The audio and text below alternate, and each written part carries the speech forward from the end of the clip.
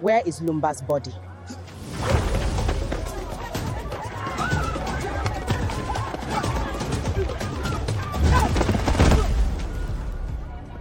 Your cup is full.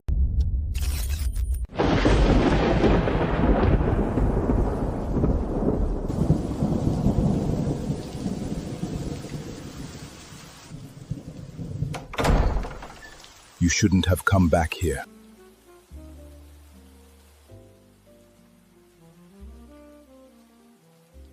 Please.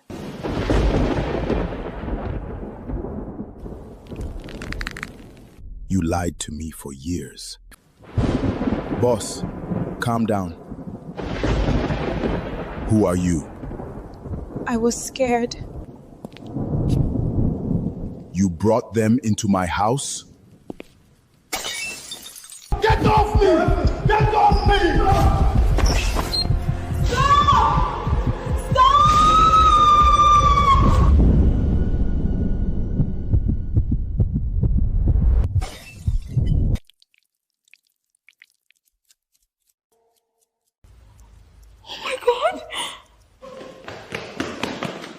Oh God, check him! He's dead. Call ambulance and say what?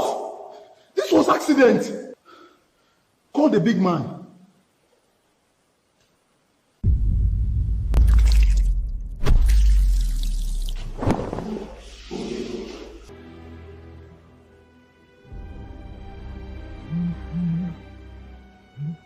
Nobody talks.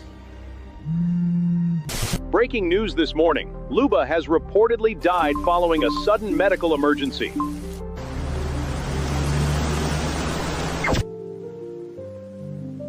I've transported between facilities. The transport is already obstructed. A lignite ancient fiber. Another coffee, madam?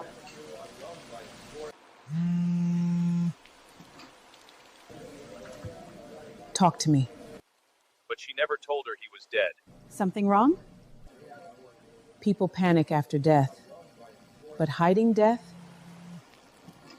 That's different.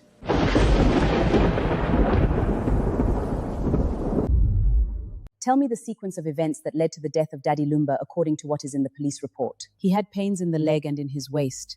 We took him to go get an MRI done with anesthesia. The pain intensified after the procedure. We took him to the hospital, and he eventually died there.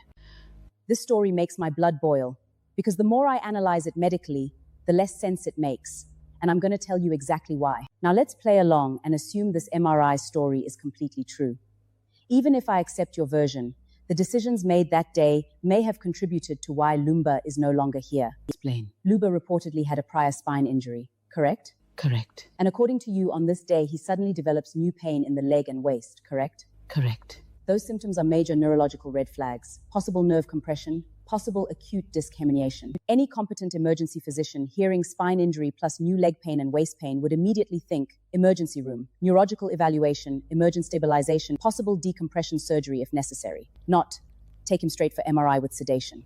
That is what is bothering. I don't understand. I'll say it plainly. When someone complains of severe pain, especially someone with known spinal problems, you do not bypass the hospital and run straight to an MRI facility first. That is backwards. The patient should first be medically assessed and stabilized in an emergency setting. Then doctors determine whether MRI is necessary, whether sedation is safe, whether the patient is neurologically stable, and whether surgery is urgently needed. That is standard medical reasoning. But according to this story, the MRI came first and the hospital came later. That sequence is exactly why people are questioning this narrative. Now let's talk about the sedation. Yes.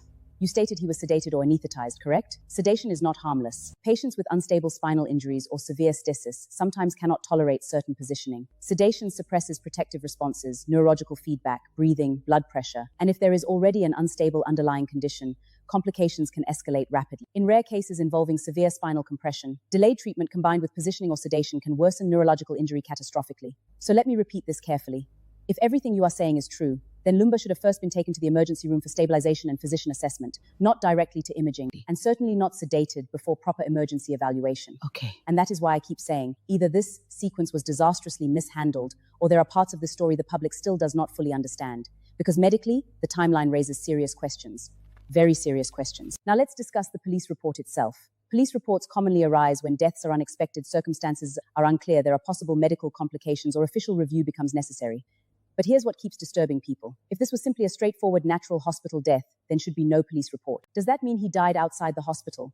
And people and facilities were influenced to corroborate the story? No. Why does everything surrounding it feel so chaotic? Why are there so many conflicting explanations? Cardiac arrest, heart failure, MRI complications, worsening pain, police involvement. Every version sounds incomplete. And when stories surrounding death keep shifting, people naturally begin suspecting that somebody, somewhere, is protecting something. Do you know what the scariest part is? Not the MRI, not the hospital, not even the conflicting stories. The scariest part is how quickly everyone became comfortable with confusion. Because confusion is where truth goes to die. A man is dead, and everybody around him sounds more interested in protecting the story than protecting the truth. That is what breaks my heart. Because when innocent people die, the truth usually cries loudly. This one feels like it was buried in silence. Was outright of pain. They said Daddy Lumala was fine. Then the stories started. Some said severe pain after an MRI. Some said cardiac arrest. Others whispered heart failure. And then there were darker rumors. But in the middle of all the noise, one question refuses to die. What really happened that night? Because when the stories keep changing, people stop listening to explanations and start searching for the truth. Get off me! Get off me! Stop!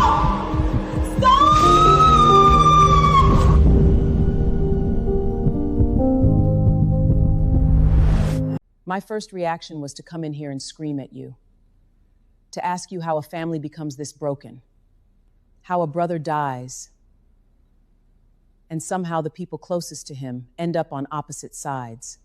But because of the love I have for your sister, Ernestina, I'll cut you some slack tonight. How was your relationship with Lumba? I'm sorry. It was okay. But not as close as the relationship he had with your sister. No. Your brother became a superstar. Your sister built a life in Germany. Meanwhile, you stayed behind feeling invisible. Did you ever feel left out? Sometimes.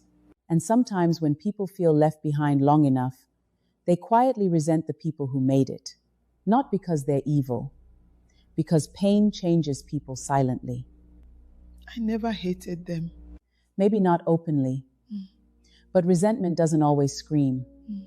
Sometimes it sits quietly inside people for years. This is what I cannot understand. Leg pain, waist pain, straight to MRI. Sedation because he was nervous. After MRI, severe pain, hospital transfer, death, burial rush, court fights. Does that honestly sound normal to you? I don't know anymore. No. Exactly. Because common sense should disturb you by now. Your sister wanted answers. She wanted investigation. But somehow, you stood beside the same people she believes are hiding the truth. Why? I didn't know what to do. Yes, you did. You chose comfort over truth. And now your sister is carrying this burden alone. Do you know what I saw after the injunction ruling? Your sister sitting alone, not angry, not shouting, just staring, like somebody whose heart finally accepted that she was fighting alone. That's when I realized something. Losing her brother did not break her completely. Losing her family did. You know what the saddest part is? She still defends you when people attack you. Even now, even after everything. No. One day the cameras will disappear. The headlines will stop. The crowds will go home. And when all the noise dies, you will be left alone with your conscience.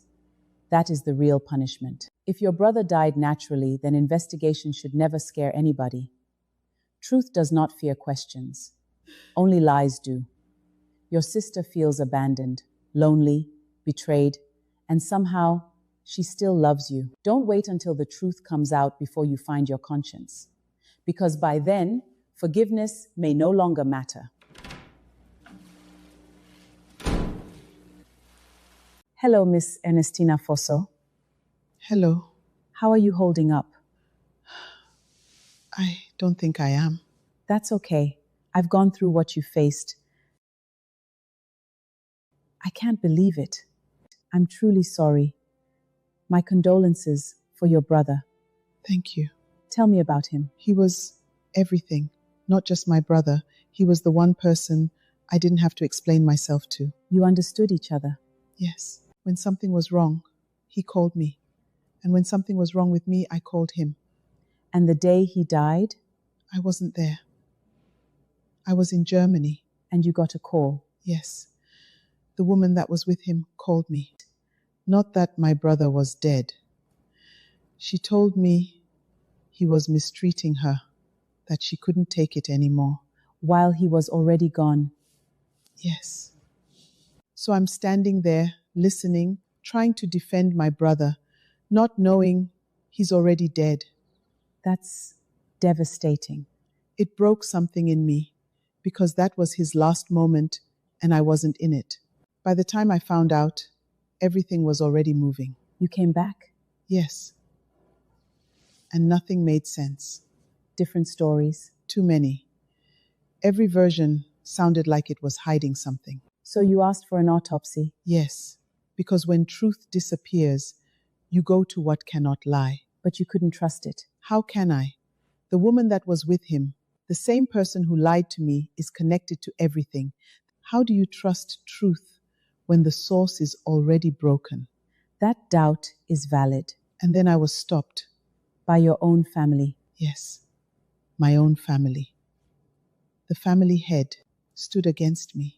That's a different kind of pain. It makes you feel alone in a room full of your own blood. I went to court. The injunction was granted. And then it changed? Yes, they called us back. That's not justice. No, that was the moment I knew they were never going to let me reach the truth. The funeral happened. I wasn't there. I'm sorry. I didn't say goodbye. And even now, I don't know where he is. They haven't told you? No. I wanted to celebrate him, to honor him. They went to court to stop that too. And they restricted his name? Yes, my own brother. And I have to ask permission to say his name. Mrs. Fosso, what you're carrying is not just grief. It's grief that was interrupted, grief that was denied, grief that was controlled. That's exactly how it feels. And that kind of pain doesn't fade on its own. But listen to me carefully. You are not out of options. You can request an independent review. You can challenge the secrecy. You can question what was done in court. And you need support, because no one survives this alone. Do you think I'll ever know the truth? The truth doesn't disappear. It gets buried, but it doesn't stay there forever. One thing I personally cannot get over about the death of Daddy Lumba is this. How do you stand next to a dead man, call his own sister, and instead of saying he is dead, you start complaining that he was mistreating you? That is sick to me. I do not care how people try to spin it. A normal person panics. A normal person cries. A normal person screams, "Your brother is not breathing. Something happened. Come quickly." But according to what has been discussed publicly, the sister allegedly did not even know her brother was dead, while this woman was busy making herself the victim. That is the part that chills me, because psychologically, that does not feel humanly natural. It feels cold. It feels calculated.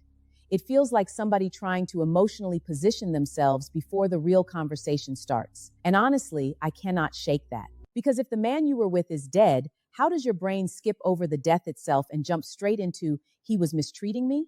That is not grief talking to me. That sounds like narrative management. It sounds like somebody already thinking about blame, sympathy, and public perception while a body is still lying there. And that is why this situation disturbs so many people. Not because strange behavior automatically proves a crime, but because there is something deeply unsettling about someone withholding a death while simultaneously building a case for themselves. To me, that behavior feels emotionally detached in a frightening way, almost predatory, because what kind of person's first instinct around death is not heartbreak, but self-preservation? That is the question I cannot get over. The scariest people are not always the ones who scream. Sometimes they are the ones calm enough to start rewriting the story while the body is still warm.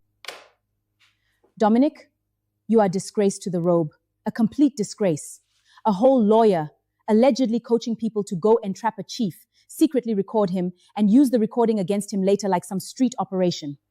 Not a gangster, not a political operative, a lawyer, and then after court, you allegedly jump onto TikTok Live and sit comfortably while people insult and tear apart Mrs. Fuso publicly, a grieving wife, and instead of behaving like a professional, you allegedly help fuel it. That is sick behavior. That is not law. That is not justice. That is online mob behavior, wearing a suit and pretending to be legal intelligence. You spent so much time allegedly trying to push Mrs. Fosso out of the picture that you became careless. And now your own alleged voice is everywhere. TV stations, radio, TikTok, the entire country listening to a lawyer sounding less like an office of the court and more like somebody coordinating backstage operations around a dead man's family war. That is embarrassing, deeply embarrassing, because the robe is supposed to represent discipline, integrity, and professionalism. But Not manipulation, not entrapment, not TikTok propaganda, not public humiliation campaigns against grieving women. And let me tell you something, Dominic. The public is no longer looking at you like some brilliant legal mind. No. People are starting to look at you like somebody who became so obsessed with controlling the narrative that you forgot how disgraceful your behavior was becoming publicly. That is the problem with arrogance. It blinds people. You thought the pressure would stay on Mrs. Fosso forever. Now the pressure is turning. And it is turning towards the people who allegedly spent months trying to engineer perception around this entire situation. And if these recordings are authentic, then the General Legal Counsel and Ghana Bar Association should stop pretending not to see what the entire country is already hearing. Because behavior like this destroys public trust in lawyers completely. Innocent people defend themselves with truth. Desperate people defend themselves with coordination. That is why your own voice may end up becoming the evidence that destroys your credibility. let me say this slowly because some people are behaving like a dead man's phone is a toy. Daddy Lumbo's phone should not still be sitting in private hands while family disputes, legal battles, conflicting stories, and public questions continue surrounding his death and legacy. That phone is not property anymore. That phone is potential evidence, and any serious lawyer or investigator understands exactly why. Phones are timelines, calls, messages, deleted chats, cloud access, location history, account activity, everything, which means the new family head should already be moving legally to secure that device immediately through preservation orders and forensic examination. Not tomorrow, immediately. Because the longer that phone allegedly remains active in uncontrolled private possession, the darker the situation starts looking publicly. And here's the part many people do not understand. Digital forensics can often detect deletion activity, access history, file manipulation, account changes, and post-death usage patterns. People think delete and it disappears. No. Sometimes deletion itself becomes evidence. And honestly, if nothing improper happened, then nobody should be afraid of forensic examination. Nobody. That is common sense. But silence during massive timelines usually survives scrutiny. It is manipulated timelines that make people nervous. And if evidence on that device was ever altered, deleted, accessed improperly, or strategically managed after death while legal disputes were ongoing, then whoever touched it may eventually face very serious legal consequences. That is why this phone issue is not small at all, because sometimes the quietest object in the room knows the entire story. State your name for the record. Lawyer Fati. You claim you were Lumba's lawyer before he passed. Yes, What is the proof? I just was. You just were? Interesting. Because there are no filed documents showing you as Lumba's lawyer. You are not listed on business filings as his lawyer. You are not publicly known as his counsel. So let me ask you plainly, do you have a contract, retainage agreement, power of attorney, legal correspondence, or any document proving he retained you? No, but I was his lawyer. Then let us accept your claim for a moment. If you were truly Lumba's lawyer, then your role after his death should have been to make sure his affairs were in order, correct? So tell me now, after his passing, are Lumba's affairs in order? Not really. Exactly. So even if I play along and accept that you were his lawyer, then by your own answer, you failed. Because a dead man's lawyer should not become a weapon in the war around his estate. A dead man's lawyer should not become the mouthpiece of confusion. A dead man's lawyer should not stand in the ashes and help turn grief into a battlefield. How? Explain. Gladly. You say you were Lumba's lawyer, yet after his death you stand with his mistress to fight his lawfully wedded wife in court, correct? I represented my client. And you also represent Lumba's family head in a fight against Lumba's wife, his sister, and his immediate family. That is legal representation. Legal representation is one thing. Moral contradiction is another. Because if you were his lawyer, then you knew his family structure, his marriage, and possibly his intentions. So how does the lawyer who claims to have served the man in life become the same lawyer standing against his wife after his death? That may be legal, but ethically, it stinks. It looks like choosing a side, not protecting a legacy. It looks like alliance, not neutrality. It looks like power gathering around the mistress and the family head, while the wife is being boxed out of the story. And people are not stupid. And I suggest you remember that and don't get caught on the wrong side of history. Now let us talk about the letter. There was a letter supposedly written by Lumba's wife to Lumba, saying she wanted a divorce. And she listed properties they allegedly made together and wanted split. Yes. And this letter was supposedly written by her lawyers from Germany. Correct? Yes. And in that letter, she allegedly said, in substance, because you have married another woman, even though we have an ordinance marriage, and have had children with her, I want us to split our properties and get a divorce. Yes. I want to tell you point blank, I do not believe that letter was written by Lumba's wife or by a German lawyer. Explain. Gladly. First, the language. If a German lawyer wrote a letter concerning a marriage contracted in Germany, why would the letter use the Ghanaian-style phrase ordinance marriage? Germany does not normally describe marriage that way. A German legal professional would be far more likely to call it a civil marriage or marriage under German civil law. Second, the properties. If Lumba's wife was truly demanding a divorce settlement and listing properties they built together, why would she allegedly leave out the East Legon residence? Why would she leave out the radio station? Are we supposed to believe she was intelligent enough to hire German lawyers, intelligent enough to identify marital property, intelligent enough to ask for division, but somehow foolish enough to omit some of the biggest and most important assets? I do not buy it. Third, the wording appears too convenient. That line, even though we have an ordinance marriage, you have married another woman, reads like it was designed to serve a purpose. It appears to plant two ideas at once. First, that the lawful wife acknowledges the marriage, and second, that she herself recognized the other woman as another wife. That is powerful if you are trying to influence public opinion or persuade a court, because then someone can say even the wife admitted he married another woman. You cannot pick the sentence that helps your case and throw away the sentence that destroys your case. That is not justice. That is selective reading dressed up in a robe. The court believed the letter. And that is exactly what frightens people. Because the judge said she believed the letter was written by Lumba's wife. Fine. Let us play along. If the judge believes the letter, then believe all of it. Believe the part where the wife says she and Lumba had an ordinance marriage.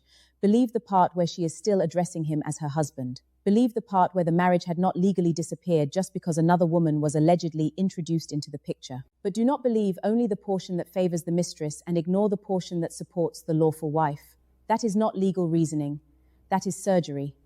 They cut out the useful parts and buried the rest. So the question becomes, who benefits from using that letter selectively? Who benefits from making the wife look like she abandoned him for 17 years? Who benefits from making it appear that she recognized another marriage? Who benefits for listing smaller properties while leaving the biggest assets out of the conversation? Who benefits from confusion? This is why people smell something rotten. Because from the outside it looks engineered, not accidental. Engineered to make the mistress look legitimate. Engineered to make the wife look absent. Engineered to make the public believe the lawful marriage was already dead before the man himself died. But not all of us are asleep. Not all of us are intimidated by legal English. Not all of us confuse a courtroom ruling with the full truth. You are accusing the court. No, I am questioning the reasoning. Because when courts and lawyers start playing with people's marriages, people's grief, people's inheritance, and people's names, they are no longer just handling files. They are handling lives. And when the law becomes a knife in the hands of powerful people, innocent people bleed quietly while everyone else calls it procedure. So let me ask you one last question, counselor. If you were truly Lumba's lawyer, why did your presence after his death bring more confusion than peace? Why did your legal work seem to benefit the people fighting the wife more than the man whose legacy you claim to protect? Why does every document, every argument, every appearance seem to push one direction? Toward the mistress, away from the wife, away from clarity, away from peace. A lawyer can win an argument and still lose his soul. And when the law is used to dress a lie in a suit, the robe does not make it justice. It only makes the lie. Queen Emma, how are you holding up? I was arrested at the airport. On what charge? They said there was a warrant. Did they show it to you? No. And you were detained? Days. And after? I was served with a defamation lawsuit. Let's be very clear about something. Defamation is not murder. Defamation is not robbery. Defamation is not a criminal offense. You do not arrest someone to help another person file a lawsuit. That is not policing. That is using state power for private purposes. It means the arrest must stand on its own legal basis. A real offense, a real warrant, a real process. Not convenience, not influence. They said they had a warrant. A warrant is not something you say. It must exist. It must be lawful. It must be capable of being shown. If they could not produce it, then that is not a lawful arrest. That becomes unlawful detention. So they just held me? If there was no valid warrant, yes. And now look at the timing. You are stopped at the airport, you are detained, then immediately after, you are served with a civil lawsuit. That sequence is not normal. It raises serious questions. Questions like what? Whether police power was used to position you for private legal action. And if that is the case, then this is no longer a mistake. It is abuse of power. So they can just do that? No. And that is where the law comes in. Your liberty is protected. You cannot be arrested without lawful cause. You cannot be detained without proper basis. And if that happens, you are entitled to challenge it. You demand the warrant. You demand the records.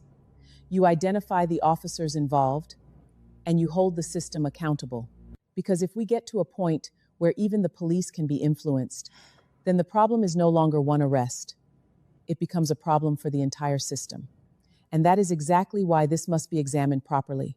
Not emotionally, legally. Ghanaian customary law was never meant to erase blood. It was never meant to make a sister feel like a stranger to her own brother. Custom was supposed to preserve family dignity, not weaponize technicalities against grief. And what makes this even more painful is this. The family has already removed the old family head. They replaced him. The chief himself approved it. A formal letter was sent to court. So what exactly is the confusion now? What else does the court need? Because when courts keep delaying obvious matters, people begin to ask dangerous questions. Are we applying law, or are we stretching culture to protect certain people? Because anytime they want to bend the law in Ghana, suddenly customs become complicated. Suddenly everything becomes sensitive. Suddenly clarity disappears. But when ordinary people suffer, the law moves very fast. And let me say something painful. If our customs can make a biological sister powerless over her own dead brother, if tradition can reduce blood relationship to nothing, then somewhere along the line, the purpose of that tradition failed. Because no ancestor created family systems so that love would become illegal. No ancestor intended for grief to be cross-examined in court. At some point, the law must stop hiding behind custom and remember humanity. Because one day, all of us will die, and the question will not be who controlled the paperwork. The question will be who loved us enough to remember us. So let me understand this properly. The family has publicly removed the old family head. A chief from the hometown confirmed it. A new family head has been appointed. The issue has even gone to court. Yet somehow, TGMA still decided to move forward with the old family head as if none of this confusion exists. Why? This is exactly how institutions embarrass themselves publicly. You are a music awards organization, not a family court. Your responsibility was simple: honor a legend and stay neutral. But instead, you inserted yourselves directly into disputed family politics, and now the whole thing looks messy, very messy. Because once a family publicly removes someone from authority and replaces him, common sense alone should tell any serious institution, maybe we should pause and stay out of this until things are settled, but apparently, common sense took the night off. Instead, the institution decided to double down on a very bad decision. And Telexel especially should understand that corporate reputation matters. Big brands are supposed to avoid controversy, not walk directly into it holding a microphone and stage lights. This was supposed to be a moment of dignity for a music icon. Instead, it turned into another episode of confusion, camps, alliances, and public tension. And honestly, the optics are terrible. Because now people are no longer focused on celebrating Lumba's legacy. People are asking, why are powerful institutions acting like participants in the family war? That is the problem. At some point, organizations must learn that silence and neutrality are smarter than trying to look connected to power. Because history remembers these moments. And one day, when all the noise dies down, people will remember exactly who helped protect dignity and who helped turn grief into spectacle. Shame on you, Telecel and TGMA. You dropped the ball. State your full name. Justice Emmanuel Kofi Deaba. You presided over the injunction application filed by Lumba's sister. What was the substance of the application? That is correct. She sought to halt the funeral, pending a criminal investigation into the cause of her brother's death. And your initial ruling? The injunction was granted, subject to a financial condition. Let's establish something fundamental. Once a body is buried, any further forensic examination becomes significantly limited, if not permanently compromised, correct? Yes. So tell me, what irreparable harm outweighs the permanent destruction of potential evidence? Funeral preparations had already been made, expenses incurred. We'll come back to money, we always do. Did you require proof of foul play, or merely an arguable case? An arguable case. Good. So the legal threshold was met. Now answer this carefully. Can customary burial rites override the duty to investigate a potentially unlawful death? No. Then explain this to me. You acknowledged evidence would be lost, the threshold was met, and burial rites do not override criminal inquiry, yet you allowed a pathway for burial. By permitting burial, did you not destroy the very subject of the dispute? Yes. If foul play is later proven, do you accept that your ruling may have prevented the truth from ever being established? Yes. Now, about that condition, explain it. They were to compensate for costs incurred, preparations already made. No, that's not what happened. You granted the injunction, clean, no conditions. Then minutes later, you recalled the parties and imposed a financial condition, $200,000, in under an hour. Tell me, who in Ghana produces $200,000 in less than an hour? Even if you owned the Bank of Ghana, you couldn't liquidate that kind of cash in that timeline without prearrangement. So let's call it what it is. Not a condition, a barrier, a denial disguised as procedure. You didn't refuse justice. You priced it out of reach. Now we get to the part that matters. Between your first ruling and your second, what changed? Did anyone call you? No. Did anyone visit you? No. Let's walk through your reasoning. You recognize the risk of evidence loss. You accepted the legal threshold was met. You admitted burial rights do not override criminal investigation. And still, you introduced an impossible financial condition after the fact. That is not law. That is obstruction wearing judicial robes. Because the law does not demand certainty at this stage. It demands preservation. Preserve the body, preserve the evidence, preserve the possibility of truth. You did none of those things. Instead, you created urgency for burial in a case that required delay. Thank you. Okay. So I'll ask you again, not as a judge, as a man. When you made that second ruling, were you protecting the law or protecting someone from it? Where is Lumba's body?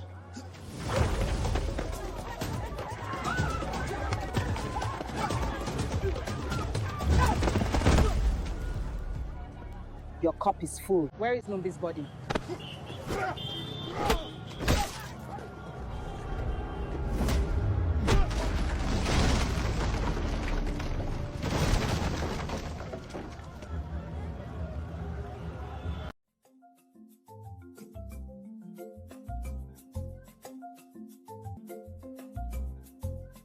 She's behind us.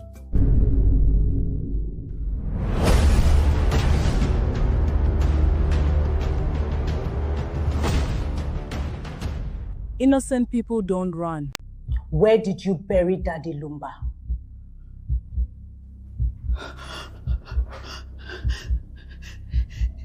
It wasn't only me. We did it together. You better start talking now. They told me I will go to jail if I tell the truth. That is why I lied. You are going to jail regardless. No! No!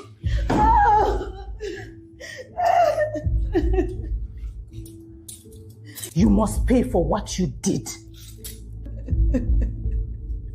Let's stop pretending this is random. There's a pattern and it keeps leading back to you. And behind all of it, your name.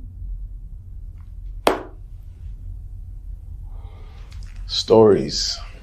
Then let's add the part you don't call stories. The quiet interest in Lumba's properties, the positioning around his estate, the move towards his music catalog like you're waiting for the wife to be pushed out so you can step in and you see inventory. Business is business. No, this is timing. Did you influence that court recognition? Did you fund the pressure against the wife?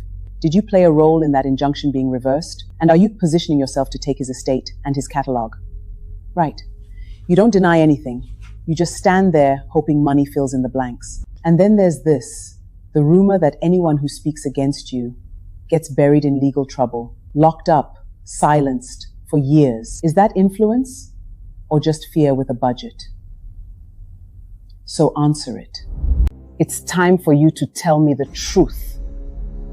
What? Where is Daddy Lumba's body? The truth will come out one day. And when it does, money won't be there to speak for you. This interview is over. You walked in here thinking money would speak for you. But money doesn't answer questions. It just delays the moment when you realize you should have. And that moment always comes when there's no one left to answer for you. Why was the case brought before your court? Mrs. Fusu sought legal recognition as the only lawful wife, and you concluded the matter in 2 weeks. Why the urgency? The funeral date had already been set. It was necessary to conclude before then. Your mandate is not to accommodate funerals. It is to interrogate truth. Or has that changed? You rejected a German marriage certificate. It was not submitted through the proper legal channels. Would you agree that 2 weeks is insufficient time to properly authenticate foreign documentation? Yes. So the urgency you created prevented the very process you required. Let's simplify. If 2 people marry, live and raise children in Ghana, that is their matrimonial home, correct? Yes. If the husband leaves, relocates abroad, who deserted the marriage? The husband. Then explain your ruling. Because in this case, you reverse that logic.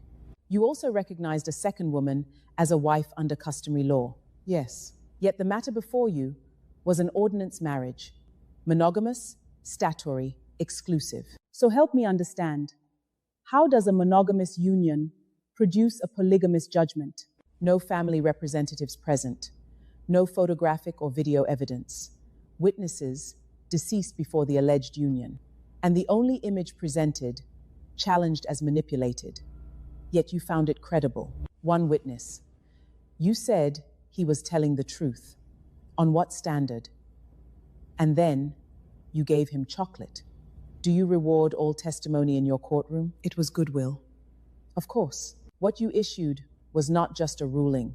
It was a signal that documentation can be dismissed, process can be compressed, standards can be flexible, and that a claim, unsupported, unverified, can stand if positioned correctly.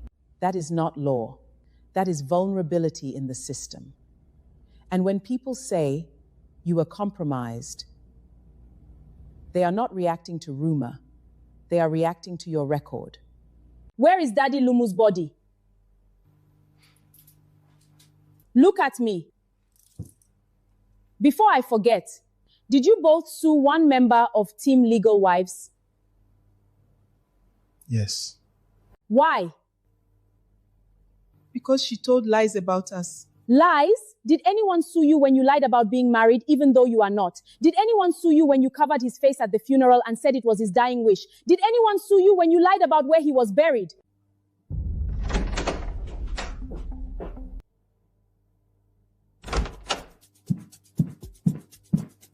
Take them.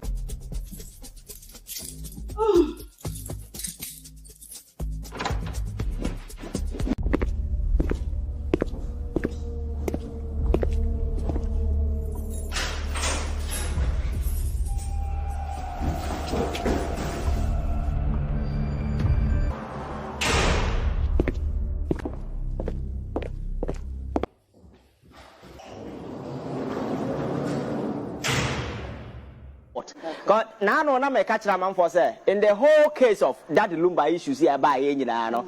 So what's an answer the take home I'll be your free say your court, especially the high court, you use the opportunity to go Modimasia. Yeah, what's in Chow Ghana and I was saying. So And with your Judicial again, and be so powerful, it is true. Like a judgment way. If it is not true, a judgment, I will crime road judge and crimes what could do lunch a year. Ama ba court no kwa bi makofie akodware obi akotna ba bi kwa pen club ba ko bi eka na wasa afre court are due some money me can't court to do some money baby a BC that one way to kwa brute see court attracts I take a decision yeah now 12 after 12 what's half lawyers are court transit as a sound judgment. Now judge your mouth 2 your mouth 1 hour to 2 minutes.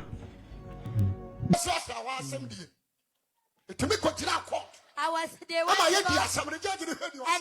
the case and they will charge on this and they will pass the judgment in an hour they will change the verdict. That is Ghana. And only Ghana you will Obibu asem wie sisi asese na nko owi o se ji so the 2 billion na Ghana economy ni kura esan wie no ya san frekes ni say omo san mra ni en kan foforo adan an me ana me kan say di junction to so ban junction say be adwuma e kan e wo ho no monkotua ana say me twa 2 million Ghana cedis dia to so say about 12:30 e bebo 2 no atua say bebo 2 na wuntua say skana asma me am kan me am san about 2 omo ko ye asem we kan say free Queen Emma, stop the injustice. Free Queen Emma, justice in hand. We're all free now.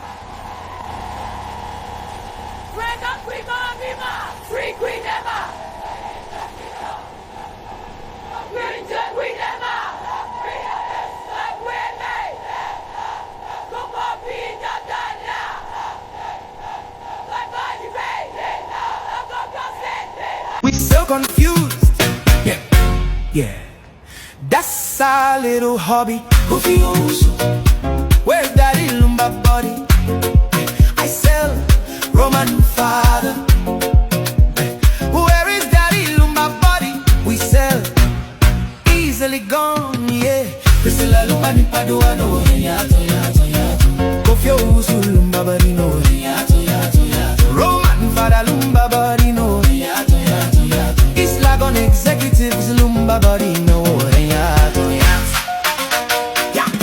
Hey, executives, we buy the Lumba body we buy. Clap. Woo! Executives, we buy that. Spin around now, let the piano fly. Yeah.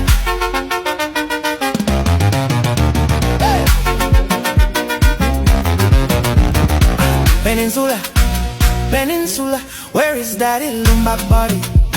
We sell mixed up, don't you think it's naughty? Where is that Lumba body? I sell old mama's border. Where is that Lumba body? We sell, poof, it's gone. Yeah, bisa idem ne kundari Lumba. Yeah, bisa idem ne kundari Lumba. Same rolling chords at a quickly sand up the keys at the end. Executives, we buy them. The Lumba body we buy. Tap.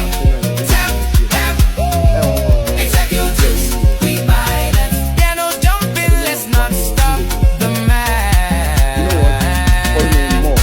Life. I'm gonna go life. To tell a friend, to tell a friend, to tell a friend, to tell another friend, to join me in life.